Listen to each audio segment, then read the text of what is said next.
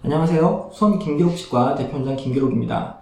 오늘은 신경치료 후에 주의사항에 대해서 설명해 드리도록 하겠습니다. 우리가 신경치료를 하는 경우는 치아에 충치가 많이 먹거나 치아가 깨지거나 또는 외력이 가해져서 금이 갔을 때 신경치료를 하게 됩니다. 또는 충격을 받아서 치아 속신경이 진탕이 일어나서 치아 속신경의 생활력이 떨어졌을 때 신경치료를 진행을 하기도 합니다. 이 신경치료를 진행을 하는 동안 지켜주셔야 되는 주의사항들이 있는데 오늘 거기에 대해서 알아보도록 하겠습니다. 자, 신경치료 중에 제일 첫 번째로 중요한 부분이 음주입니다. 신경치료 중에는 음주를 되도록 피해 주셔야 되는데, 신경치료라는 것은 치아의 구멍을 뚫고 치아 속에 있는 신경을 완벽하게 제거를 하고 그 안에 다시 염증이 생기지 않도록 약재를 넣는 과정인데, 이 과정에서 치아 속 신경이 완전히 제거되기 전에 또는 안쪽에 약을 메꿔넣기 전에 음주를 하시게 되면 이 신경관의 곳곳에 남아있는 작은 신경 조직들이 염증을 일으킬 가능성이 굉장히 큽니다. 따라서 신경치료를 빨리 잘 끝낼 수 있었음에도 불구하고 음주 때문에 신경치료 기간이라든지 횟수라든지 아니면 통증이 늘어나는 경우가 굉장히 많기 때문에 신경치료 중에는 꼭 음주를 피해 주시기 바랍니다. 자, 두 번째는 신경치료는 아까 설명드렸듯이 치아 속에 있는 신경을 제거를 하고 거기에 약재를 다시 메꿔놓고 다시 염증이 일어나지 않도록, 치아에 통증이 일어나지 않도록 만드는 게 신경치료입니다. 이 신경치료 중에는 치아의 구멍도 뚫게 되고 치아 속에 있는 신경도 제거를 해야 돼서 치아 속 신경관들을 확대를 하게 됩니다. 따라서 치아는 굉장히 스트레스가 많고 약해져 있는 상황인데, 이 상태에서 이 치아에 외력을 주거나 씹는 힘을 주거나 아니면 옆에서 두드린다든지 하면 치아는 더욱더 스트레스를 많이 받게 돼서 통증이 더 극심해질 수 있습니다. 신경치료 중에는 신경치료하는 치아 주변으로 식사를 하신다든지 외력을 가하는 걸 되도록 삼가해 주시는 것이 좋겠습니다.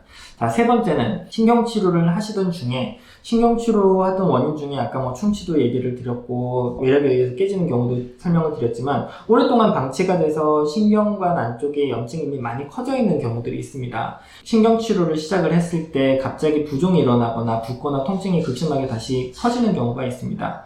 이럴 때는 빨리 치과로 방문을 하셔서 추가적으로 처방을 받으신다든지 신경치료를 한 번 더 진행을 한다든지 신경관에 소독을 받으시는 것이 좋습니다.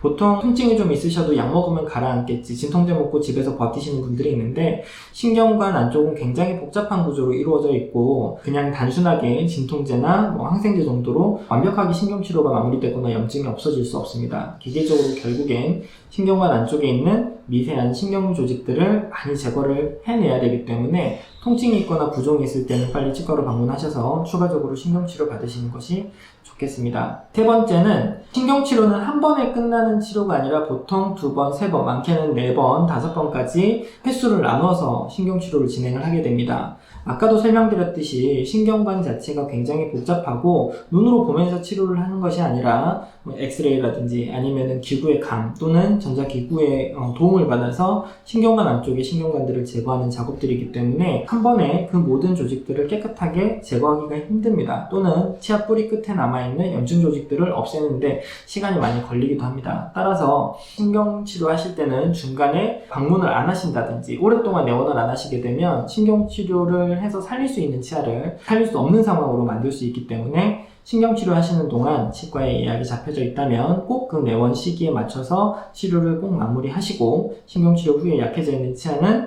보철물을 씌워서 튼튼하게 보존을 하시는 것이 치아를 오랫동안 유지하시는 데 도움이 됩니다.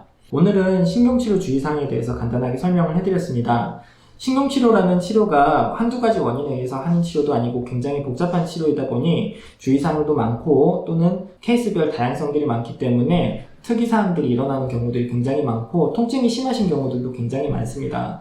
따라서 오늘 말씀드린 주의사항들을 잘 지켜주시고, 혹시라도 신경치료한 부분에 통증이 발생을 하신다면 치과에 얼른 내원하셔서 다시 잘 치료받으시길 바랍니다. 구독과 좋아요 눌러주시면 방송 제작에 큰 도움이 됩니다. 감사합니다.